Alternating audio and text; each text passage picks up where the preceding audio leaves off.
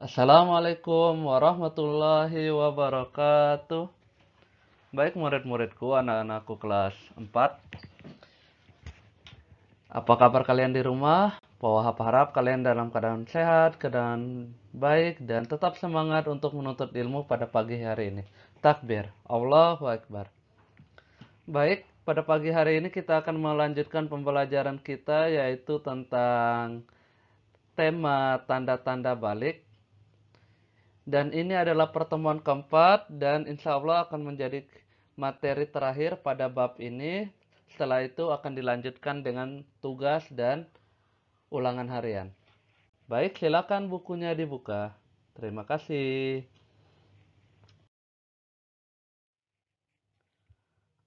Baik, Pak Wahab akan memberikan materi tambahan sedikit yaitu tentang fase kehidupan manusia.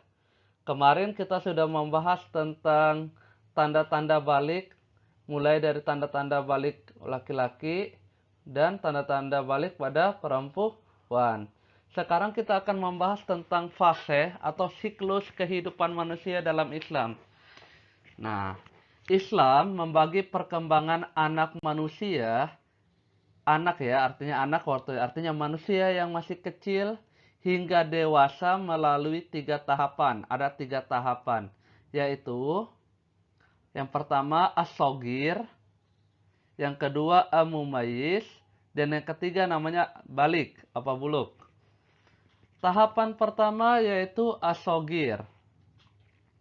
Pada tahapan ini dimulai sejak bayi lahir hingga tamyiz di usia 7 tahun.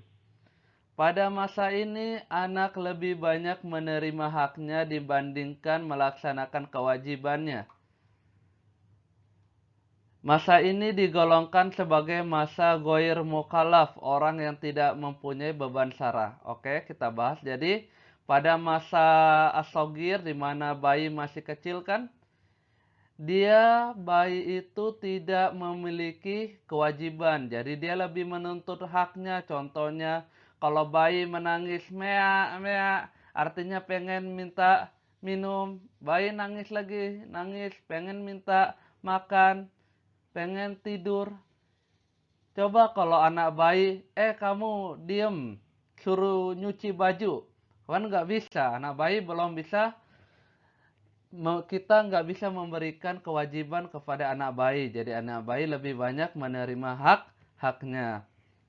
Dan selanjutnya, anak bayi juga termasuk goir mukallaf, yaitu orang yang tidak mempunyai beban syara. Jadi anak bayi itu tidak diwajibkan bagi dia untuk menjalankan syariat agama. Contohnya anak bayi tidak perlu sholat, anak bayi tidak wajib puasa. Jadi dia masih goiru mukallaf.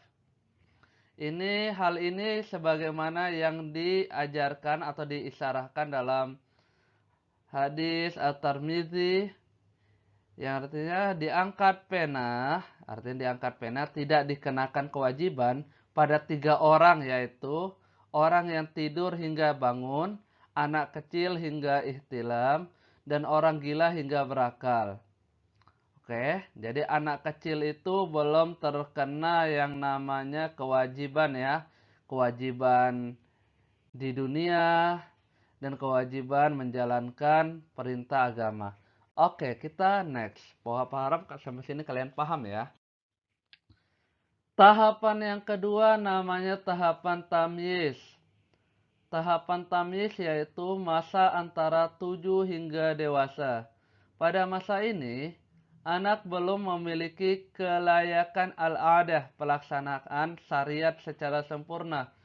Untuk bisa memenuhi pelaksanaan syariat ini diperlukan 2 kemampuan, yaitu pertama, kemampuan memahami kitab atau buku yang terbukti dengan adanya akal.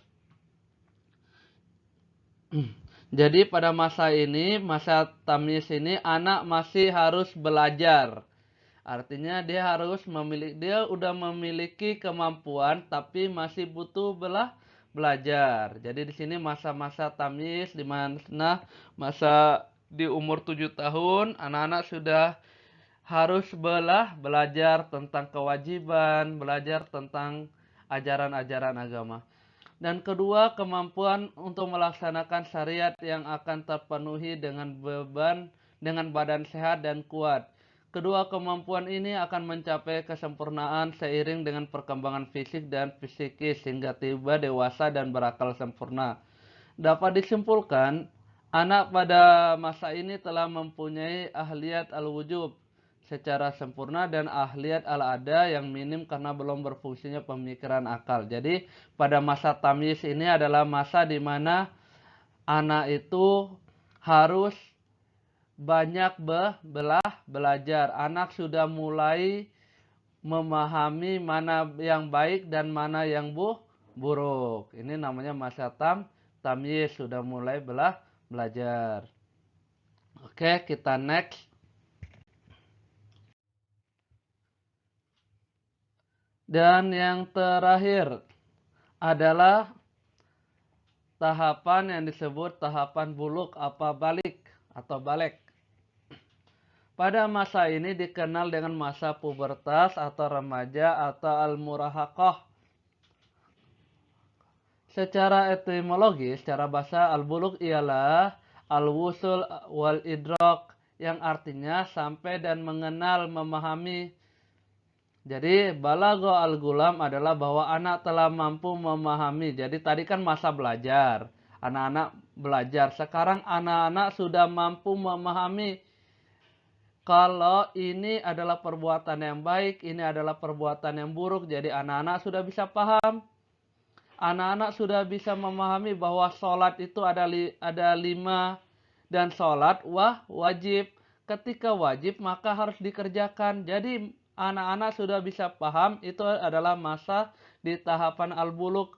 Artinya di mana akalnya sudah berfungsi secara sempurna. Nah, inilah yang dinamakan balik sesuai dengan pembahasan kita pada bab 2 yaitu tentang tanda-tanda balik. Pada masa ini disebut akil balik, artinya sebuah fase dibebaninya tanggung jawab pelaksanaan ritual agama. Jadi pada masa udah balik ini anak-anak sudah harus diwajibkan buat sholat, buat puasa.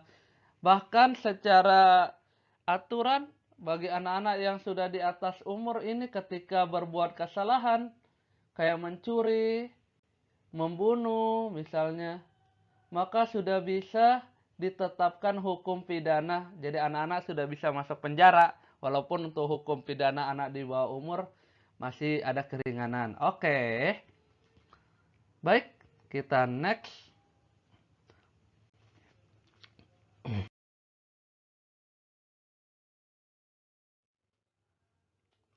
Baik, mungkin sekian saja materi kita pada pertemuan keempat. Dan insya Allah ini akan menjadi materi terakhir karena sudah pertemuan keempat pada bab 2.